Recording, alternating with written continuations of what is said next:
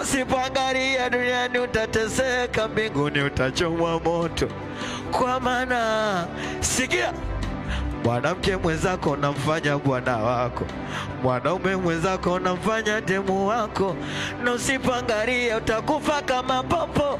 Unaitaka pepo labda ya baba yako, azuma zishakuja mwilini, na unanuna ndugu yangu kikosa chini, na mwenzangu utaacha lini?